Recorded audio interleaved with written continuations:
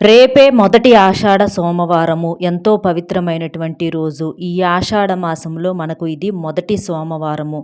ఈ ఆషాఢ మాసంలో వచ్చే సోమవారాలు శివ పూజకు అత్యంత శ్రేష్టమైనవి. ఈ రోజున చేసేటటువంటి పూజలకు పరిహారాలకు కోటి రెట్ల పుణ్య ఫలితం అనేది ఉంటుంది.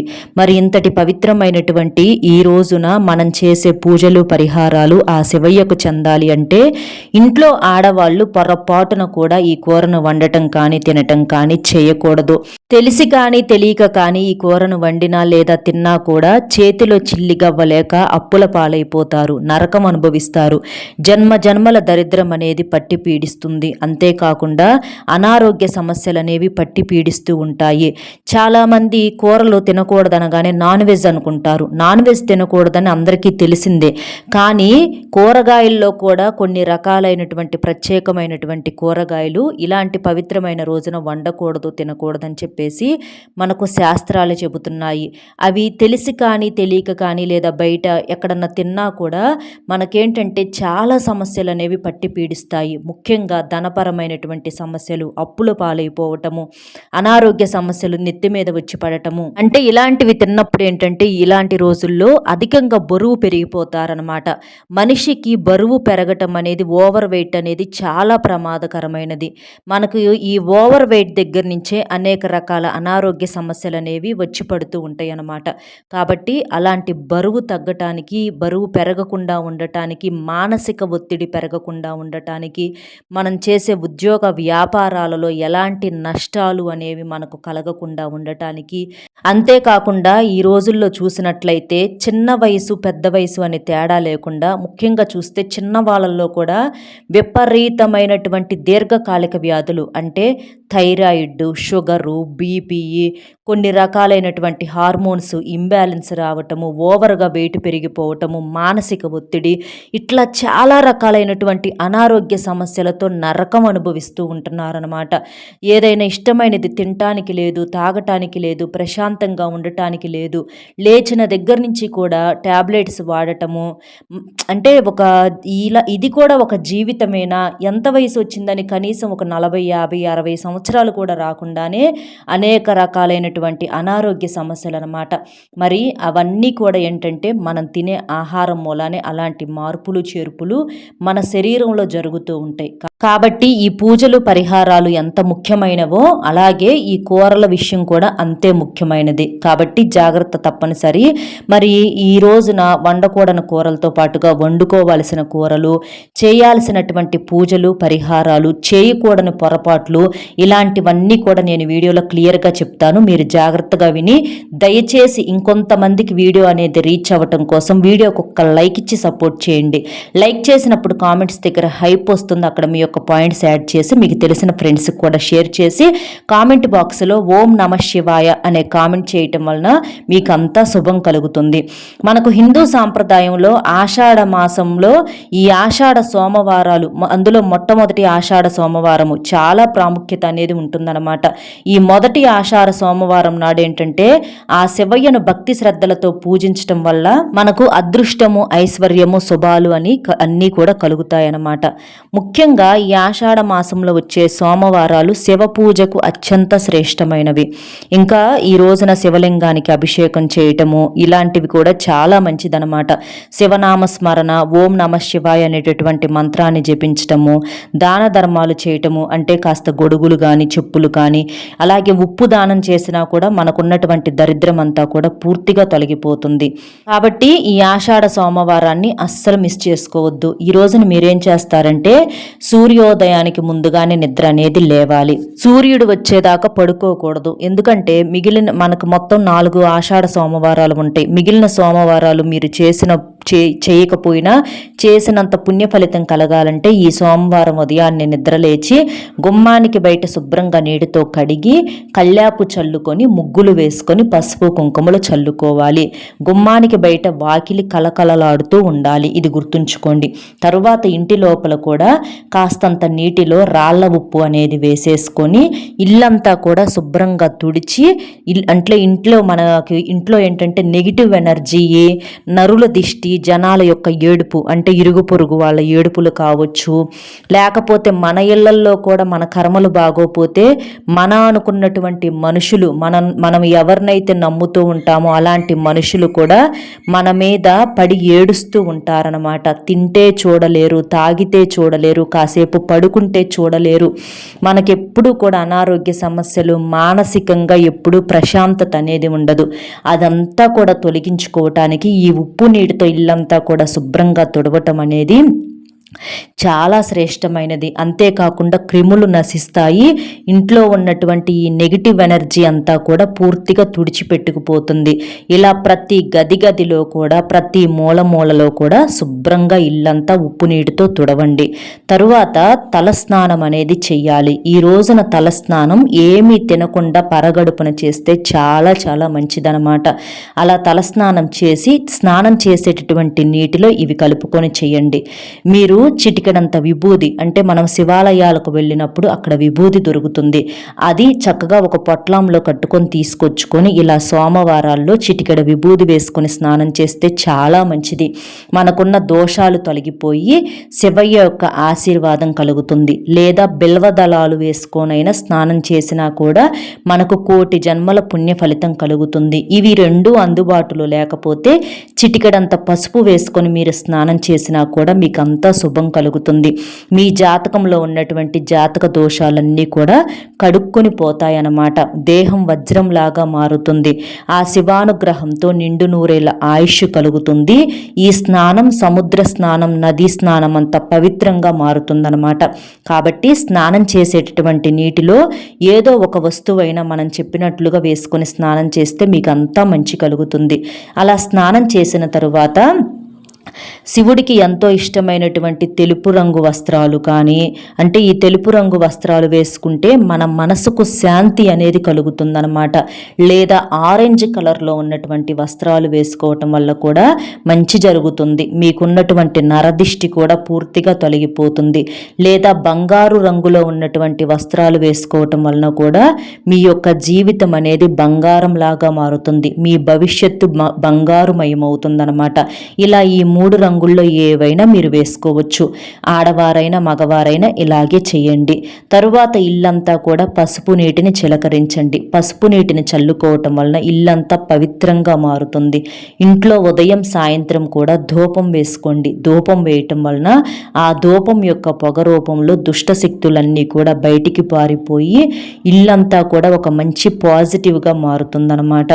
తరువాత ఆ శివయ్యకు మన ఇంట్లో పూచినటువంటి పూలు ఉంటాయి కదా, అవి మందార పూలు కావచ్చు, లేదా గులాబీ పువ్వులు కావచ్చు, లేదా ఏదైనా పసుపు రంగులో ఉన్న తెలుపు రంగులో ఉన్నటువంటి పుష్పాలు ఏవైనా కానివ్వండి. మన ఇంట్లో మనం పెంచుకున్నటువంటి పూలతో చక్కగా శివయ్యకు పూజ చేసుకోండి. ఈ రోజున ఒక పీట పెట్టుకొని దానికి పసుపు రాసేసి కుంకుమ బొట్లు పెట్టుకొని ఆ పీట మీద చక్కగా ముగ్గులు వేసుకొని పసుపు కుంకుమలు జల్లేసి ఆ శివయ్య యొక్క పటాన్ని మీరు ఆ పీట మీద పెట్టేసేసి శివయ్య యొక్క చిత్రపటానికి గంధము కుంకుమ పుష్పాలతోటి చక్కగా అలంకరణ చేసేసి మీరు ఇంట్లో గనక ఈరోజు శివయ్యకు భక్తి శ్రద్ధలతో గనక పూజ చేసుకుంటే మీకున్నటువంటి ఎలాంటి సమస్య అయినా సరే పూర్తిగా తొలగిపోతుంది. ఎందుకంటే శివుడు బోళా శంకరుడు. ఆయనను మనం శివయ్య అంటే కొంతమంది శక్తి లేని వాళ్ళు మనస్ఫూర్తిగా ఓం నమ శివాయ అని చెప్పుకున్నా కూడా మనకున్నటువంటి సమస్యను ఆయన తీరుస్తాడనమాట. ఈ రోజుల్లో మన బాధను పక్కన ఉన్న మనుషులకు చెప్పుకుంటూ ఉంటాము, కానీ అలాంటి పొరపాటు ఎప్పుడూ చేయొద్దండి. ఎందుకంటే మనుషులు అనేవాళ్ళు మనం ఎప్పుడు ఏడుస్తామా అనే కళ్ళల్లో ఒత్తులు వేసుకుని మరీ చూస్తూ ఉంటారనమాట. పైకి నటిస్తూ ఉంటారు. వాళ్ళ మౌనాన్ని చూసో లేకపోతే వాళ్ళ యొక్క అవసరానికి తగ్గట్లుగా ప్రవర్తించే విధానాన్ని బట్టి వాళ్ళకు మన మీద అభిమానం ఉందని చెప్పేసేసో మన యొక్క కష్టాలనేవి ఎప్పుడూ కూడా ఏ మనిషికి కూడా చెప్పుకోకూడదు. చెప్పుకుంటే తర్వాత కావాలంటే మీరు ప్రయత్నించి చూడండి, అనుభవపూర్వకంగా చెప్పటం అనేది జరుగుతుంది, మీకు బాధే మిగులుతుంది. కానీ ఆ శివయ్యకు గనక మన కష్టం చెప్పుకుంటే ఆయన ఖచ్చితంగా ఖచ్చితంగా తీరుస్తాడు. ఈ మనుషులు అనేవాళ్ళు పండుగ చేసుకుంటారనమాట. కాబట్టి ఎప్పుడూ కూడా అలాంటి పొరపాటు చేయొద్దు. ఈ రోజున శివయ్యకి ఇంట్లో మీకు కుదిరితే నారికేల దీపాన్ని వెలిగించండి. నారికేల దీపం అంటే శివయ్యకు చాలా ఇష్టము. ఇలా నారికేల దీపాన్ని వెలిగించి మీరు ఆ శివయ్యకు మీ యొక్క కోరిక ఏదైతే ఉంటుందో, తీరని కోరిక, అది చెప్పుకుంటే ఖచ్చితంగా నెరవేరుతుంది. ఒకవేళ నారికేల దీపము పెట్టడం కుదరని వాళ్ళు మీరు మామూలుగానైనా సరే, మట్టి ప్రమిదల్లోనైనా సరే ఆవు నేతితో దీపారాధన చేసుకోవచ్చు అన్నమాట. ఇంకా ఈ రోజున ఇంట్లో తప్పకుండా పాలు పొంగించండి. ఇలా పాలు పొంగించటం వలన మీ ఇంట్లో సిరి సంపదలు అనేవి పొంగి పొర్లుతాయి, మీకు బాగా కలిసి వస్తుంది. అలాగే గ్యాస్ పొయ్యి దగ్గర కూడా చక్కగా పసుపు రాసి కుంకుమ బొట్లు పెట్టేసేసి స్వస్తికి గుర్తు వేసుకోండి. అలా చేస్తే మంచి జరుగుతుంది. అలాగే పాలతో పాయసాన్ని చేసి శివయ్యకు నైవేద్యంగా సమర్పించండి. లేదు మాకంత సమయం లేదు, కుదరదు అని అనుకున్న వాళ్ళు, ఎందుకంటే ఈ రోజుల్లో ఉద్యోగ వ్యాపారాల్లో ఎక్కువగా బిజీగా ఉంటున్నారు కాబట్టి చిన్న బెల్లం ముక్కనైనా సరే మీరు నైవేద్యంగా సమర్పించి ఆ శివయ్యకు భక్తి శ్రద్ధలతో పూజ చేయటం అనేదే ముఖ్యం. మనం ఎంత గొప్పగా చేశామా అన్నది ముఖ్యం కాదు, ఎంత భక్తితో చేశామా అన్నదే ముఖ్యం. చక్కగా శివయ్యకు ఎర్రటి మందార పుష్పాలు కానీ లేదా గులాబీ పువ్వులు కానీ, ఆయనకు బిల్వదళాలు కానీ బిల్వ పత్రాలు కానీ అలాగే తెల్లటి పుష్పాలు కానీ చాలా చాలా ప్రీతికరము. ఇంకా ముఖ్యంగా జిల్లేడు పువ్వులు అంటే తెల్ల జిల్లేడు పువ్వులు అంటే చాలా ఇష్టం అన్నమాట. కాబట్టి ఈ రోజున తెల్ల జిల్లేడు పువ్వులను కూడా స్వామివారికి సమర్పించండి. జిల్లేడు ఆకు మీద దీపాన్ని పెట్టినట్లయితే మీకు బాగా కలిసి వస్తుంది. మీకున్నటువంటి దోషాలు కూడా పూర్తిగా తొలగిపోతాయి. ఇలా జిల్లేడు పూలు కానీ జిల్లేడు ఆకు మీద దీపం పెట్టడం కానీ చాలా చాలా శ్రేష్టమైనదనమాట. ఒకవేళ అవి దొరకని వాళ్ళు గన్నేరు పుష్పాలతోనైనా సరే స్వామివారికి పూజ చేసుకోవచ్చు అనమాట. ఇట్లా మీ యొక్క వీలును బట్టి చక్కగా ఆ స్వామివారిని భక్తి శ్రద్ధలతో ఇట్లా చక్కగా అలంకరణ చేసుకొని పూజ చేసుకోండి. మీకు దగ్గరలో శివాలయం ఉంటే శివాలయానికి వెళ్ళేసేసి శివలింగానికి అభిషేకం చేసుకోండి. పాలతో, నీళ్లతో, బిల్వదళాలతో, అలాగే మనకు అన్నాభిషేకము, ఇట్లా రకరకాలుగా పెరుగుతో, తేనెతో, పంచామృతాలతో ఇట్లా చాలా రకాలుగా అభిషేకాలు చేస్తూ ఉంటారండి. ఎందుకంటే శివయ్య అభిషేక ప్రియుడు కాబట్టి. మాకు ఏది కుదరదు, అంత శక్తి లేదు అని అనుకున్న వాళ్ళు ఒక్క చెంబుడు నీటితోనైనా సరే మీరు ఆ శివయ్యకి అభిషేకం చేయటం వలన మీ జాతకంలో ఏళ్ల తరబడి పేరుకుపోయినటువంటి కర్మలు, పాపాలు, దరిద్రాలు, దోషాలు, శాపాలు, పితృశాపాలు, శని సమస్యలు ఇలాంటివన్నీ కూడా పూర్తిగా తొలగిపోతాయన్నమాట. అభిషేకం అనేది అంత గొప్పది. కాబట్టి ఈ రోజున శివాభిషేకం చేయండి. మీకు కుదిరితే శివాలయానికి వెళ్ళి చేయండి. కుదరని వాళ్ళు ఇంట్లోనైనా సరే శివలింగం ఉంటే ఇంట్లో శివలింగానికైనా సరే మీరు అభిషేకం చేసుకోవచ్చు అనమాట. అయితే ఇంట్లో ఉన్నటువంటి శివలింగము మన బొటన వ్రేలు కన్నా కూడా తక్కువ సైజులో ఉండాలి, అది గుర్తుంచుకోండి. అలాంటి శివలింగాన్ని మీరు తీసుకొచ్చుకొని మీరు ఇట్లా చక్కగా సోమవారాల పూట శివలింగానికి అభిషేకం అనేది చేసుకోవచ్చు అనమాట.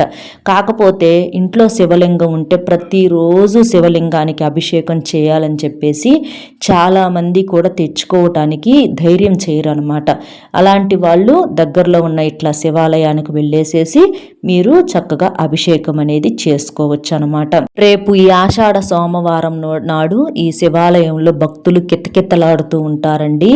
జనం అంతా కూడా ఎంతోమంది, అంటే ప్రతి ఒక్కరూ ఈ రోజుల్లో ఆడవాళ్ళు కూడా ఉద్యోగ వ్యాపారాలలో బిజీగా ఉంటున్నారు. ఇట్లా ఆడవాళ్ళైనా మగవాళ్ళైనా మీ కుటుంబ సభ్యుల్లో భార్యాభర్తల్లో ఎవ్వరు ఒక్కరైనా సరే వచ్చి పిల్లలతో కూడా చక్కగా అభిషేకం చేయించుకోవచ్చు అనమాట. ఇలా చేయటం వలన మీకు అంతా కూడా శుభం కలుగుతుందన్నమాట. కాబట్టి చక్కగా ఇలా చేయండి. ఇంట్లో కుదిరితే ఒక కొబ్బరికాయను కూడా కొట్టుకోండి. ఇందాక నారికేల దీపం అన్నాం కదా, అలా నారికేల దీపాన్ని అయినా సరే స్వామివారికి మీరు వెలిగించవచ్చు అనమాట. ఈ నారికేల దీపం అంటే ఒక కొబ్బరికాయని మనం ముందుగానే కొట్టుకోవాలి. కొట్టాలి. పూజలో కొట్టి మనం నారికేల దీపాన్ని వెలిగించకూడదు. ముందుగానే ఒక కొబ్బరికాయను కొట్టుకొని దానితో మనం నారికేల దీపాన్ని ఒక చెప్పుతో వెలిగించాలన్నమాట. ఇది గుర్తుంచుకోండి. కాబట్టి చక్కగా ఈ రోజున ఇలాంటి నియమాలు అనేవి ఆచరించటం వలన మీకంతా కూడా శుభం కలుగుతుంది. మీకున్నటువంటి ఎలాంటి మొండి కోరికలైనా తీరని కోరికలైనా తప్పకుండా తీరుతాయి. మీ యొక్క ఉద్యోగ వ్యాపారాలలో మంచిగా లాభాలు అనేవి వస్తాయి. మీకున్నటువంటి అనారోగ్య సమస్యలు అంటే ఈ థైరాయిడ్లు, షుగర్లు, బీపీలు ఇలాంటివన్నీ కూడా తగ్గుముఖం పడతాయి, కంట్రోల్ అవుతాయి. ఇంకా మీరు ఆ శివయ్యను పూర్తిగా నమ్మితే ఆ అనారోగ్య సమస్యలు పూర్తిగా రివర్స్ అయ్యే అవకాశం కూడా ఉంటుందన్నమాట. ఎందుకంటే మనిషికి డబ్బు కన్నా ముఖ్యమైనది ఆరోగ్యము. ఆరోగ్యమే మహాభాగ్యము. ఆరోగ్యం లేని వాళ్ళకు తెలుస్తుందండి ఆరోగ్యం యొక్క గొప్పతనం అనేది. కాబట్టి ఎంత డబ్బు సంపాదించామా అన్నదానికంటే ఎంత ఆరోగ్యాన్ని సంపాదించామా అనేది ముఖ్యమన్నమాట. ఇంకా ఈ రోజున పొరపాటున కూడా కొన్ని పొరపాట్లు అనేవి చేయకూడదు. తలకు నూనె రాసుకోకూడదు. అలా రాస్తే ఆయుష్ తగ్గిపోతుంది, దరిద్రం పడుతుంది. అలాగే గోళ్ళు కొరుక్కోవటము, గోళ్ళు కత్తిరించుకోవటము, అంటే కొంతమంది నోట్లో గోళ్ళు ఎప్పుడు పెట్టుకొని కొరుక్కుంటూ ఉంటారు. అది చాలా పాపము. ఇక తరువాత మగవాళ్ళు షేవింగ్ చేయించుకోవటము, గడ్డం చేయించుకోవటము, క్రాఫులు చేయించుకోవటము, హెయిర్ కటింగ్ చేయించుకోవటము, జుట్టు విరబోసుకొని తిరగటం ఇలాంటివి పొరపాటున కూడా చేయకూడదు. నలుపు రంగు వస్త్రాలు ఎట్టి పరిస్థితుల్లో కూడా ధరించకూడదు. నలుపు రంగు వస్త్రాలు ఈ ఆషాఢ సోమవారం రోజున ధరిస్తే చాలా పాపం తగులుతుంది. మరి ఈ రోజున వండకూడని కూరలు ఏంటంటే పొట్లకాయన పొరపాటును కూడా వండకూడదు. పొట్లకాయ ఏంటంటే మనకు శివయ్య మెడలో ఉన్నటువంటి నాగుపాము రూపంలో పోలి ఉంటుంది. మరి ఇలాంటి ఈ రోజున అభిషేకాలు చేస్తాము, పూజలు చేస్తాము, ఆ శివనామస్మరణ చేస్తూ ఉంటాము. ఇలాంటివి చేసినప్పుడు ఈ రోజున పొట్లకాయను వండటం కానీ, దాన్ని తెచ్చి కట్ చేయటం కానీ ఇలాంటివి చేస్తే మాత్రం జన్మల దోషాలు, పాపాలు, దరిద్రం అనేది పట్టి పీడిస్తుంది. కాబట్టి పొట్లకాయను వండొద్దు, తినొద్దు. తరువాత సొరకాయను కూడా ఈ రోజున వండటం కానీ తినటం కానీ చేయకూడదు. ఈ సొరకాయలు కూడా పొడవుగా ఉంటాయి. ఇవి నీటి శాతాన్ని ఎక్కువగా పోలి ఉంటాయి. ఆరోగ్యానికి మంచిదే. కానీ మరి ఈ శివాభిషేకాలు చేసిన ఈ రోజున సొరకాయను కూడా వండొద్దు, తినొద్దు. తరువాత ఈ బీరకాయలు కూడా పొడవుగా అంటే మనకు ఈ యొక్క పాము రూపాన్ని పోలి ఉంటాయి. కాబట్టి వీటిని కట్ చేయటం, వీటి మీద ఉన్న చెక్కులు తీయటం. ఒక్క మాటలో చెప్పాలంటే ఈ రోజున కట్ చేసే కూరగాయలు ఏవి వండకుండా ఉంటే ఇంకా మంచిదనమాట. అలాగే ఈ ములక్కాయలను కూడా సాంబారుల్లో వేసుకోవటము, లేదా పప్పులో వండుకోవటము, ములక్కాయను పాలు పోసి వండుకోవటం ఇలాంటి పొరపాట్లు అనేవి పొరపాటున కూడా చేయొద్దు. తరువాత ఈ బీన్స్ కూడా మెలికలు తిరిగి పొడవుగా ఉంటాయి. కాబట్టి ఈ బీన్స్ కానీ, చిక్కుడుకాయలు కానీ ఇలాంటి చిక్కుడు జాతికి సంబంధించినటువంటి ఆహారాలను కూడా ఈరోజు వండొద్దు, తినొద్దు. వీటిని గెల్లటం కానీ, విరగతీయటం కానీ ఇలాంటివి చేయొద్దు. అలాగే వీటితో పాటుగా ఈ కాకరకాయలు చేదు స్వభావాన్ని కలిగి ఉంటాయి. కాబట్టి ఈ రోజున కాకరకాయలను కూడా వండొద్దు, తినొద్దు. మన జాతకంలో కూడా కొన్ని రకాలైనటువంటి దోషాలు, చేదు వార్తలు మన జీవితాల్లోకి సంభవించే అవకాశం అనేది ఉంటుంది. కాబట్టి వీటిని పక్కన పెట్టేయండి. తరువాత ఈ వంకాయలు కూడా ఈ రోజున వండొద్దు, తినొద్దు. వంకాయల వల్ల కొన్ని రకాల వాత సమస్యలు అనేవి పెరుగుతాయి. అప్పుల పాలైపోతారు. ఇవి కొంత నెగిటివిటీని ఎక్కువగా గ్రహిస్తూ ఉంటాయి. కాబట్టి వంకాయలను వండొద్దు, తినొద్దు. తరువాత ఈ ఎర్ర కందిపప్పును కూడా ఈరోజు వండొద్దు, తినొద్దు. మన జాతకంలో రాహు కుజ దోషాలు అనేవి ఎక్కువగా పెరుగుతూ ఉంటాయి.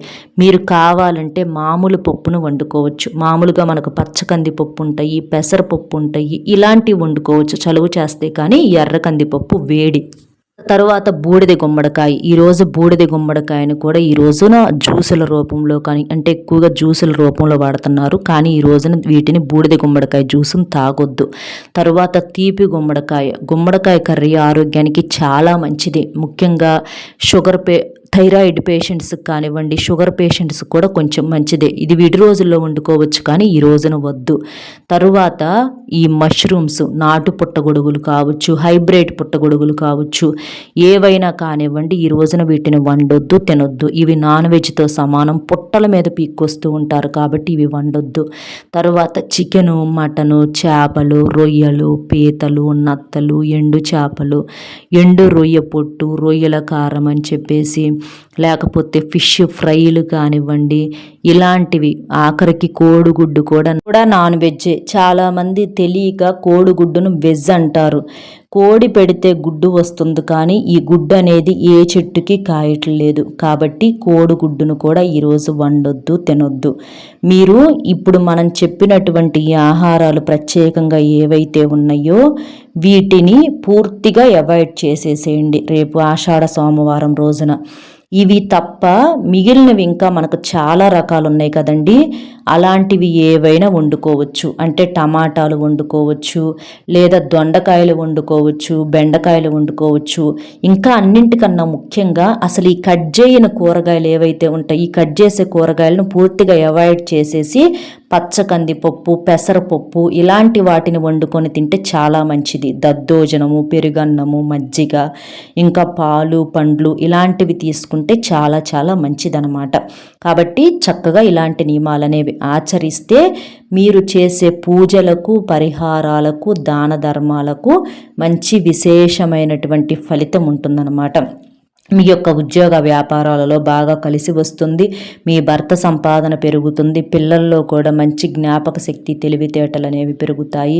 తాకట్టులో ఉన్న బంగారాన్ని విడిపించుకోవటము, బంగారం కొనుగోలు చేసుకునే అవకాశాలు రావటము, సొంతిల్లు కట్టుకోగలగటం, సొంతిల్లు కొనుక్కోగలగటము, ఏదైనా భూములు, పొలాలు కొనుగోలు చేసుకోగలగటము, ఇట్లా రకరకాలుగా ఆ శివయ్య మీకేంటంటే మంచి మంచి అవకాశాలను, అదృష్టాలను ఇస్తాడనమాట.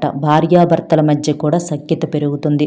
రేపు ముఖ్యంగా భార్యాభర్తలు బ్రహ్మచర్యం కూడా పాటించాలన్నమాట. కాబట్టి చక్కగా ఇలాంటి నియమాలు ఆచరిస్తే లక్ష్మీదేవి యొక్క అనుగ్రహం కూడా మీకు కలిగి సిరి సంపదలు, అష్టైశ్వర్యాలు కలుగుతాయి. ఇక ఆ పార్వతీ పరమేశ్వరుల యొక్క అనుగ్రహంతో మీకు జీవితంలో తిరుగు అనేది ఉండదన్నమాట. కాబట్టి చక్కగా ఇలా చేయండి. అర్థమైంది కదండి. రేపు ఈ ఆషాఢ సోమవారం రోజున ఏమి చేయాలి, ఏమి చేయకూడదు, ఏ కూరలను వండకూడదు, ఏం వండుకోవచ్చు, ఇలాంటివన్నీ కూడా మన వీడియో మీకు నచ్చింది అనుకుంటున్నాను. నచ్చితే తప్పకుండా వీడియోకి ఒక లైక్ ఇచ్చి సపోర్ట్ చేయండి. లైక్ చేసినప్పుడు కామెంట్స్ దగ్గర హైప్ వస్తుంది. అక్కడ మీ యొక్క పాయింట్స్ అనేవి యాడ్ చేసి మీకు తెలిసిన ఫ్రెండ్స్ ఎవరన్నా ఉంటే వారికి కూడా షేర్ చేస్తే హెల్ప్ అవుతుంది. లైక్ చేసినటువంటి ప్రతి ఒక్కరూ కూడా తప్పకుండా 1 గంటలో ఆ శివయ్య యొక్క అనుగ్రహంతో శుభవార్త తప్పకుండా వింటారు. ధనం చేతికి అందుతుంది. అలాగే భక్తి శ్రద్ధలతోటి ఓం నమ శివాయ అనే కామెంట్ చేయండి. అలాగే మీరు లైక్ చేసి షేర్ చేయటం వలన మేం పడినటువంటి కష్టానికి మాకు కాస్త ప్రతిఫలంగా ఉంటుంది. మాకు ఇలాంటి మంచి మంచి వీడియోస్ మీ ముందుకు తేవాలనే మోటివేషన్ కూడా ఉంటుందన్నమాట. కాబట్టి 1 లైక్ ఇచ్చి సపోర్ట్ చేస్తారని చెప్పి మనస్ఫూర్తిగా కోరుకుంటూ మరో మంచి విశేషంతో మళ్ళీ కలుద్దామండి. నమస్కారం.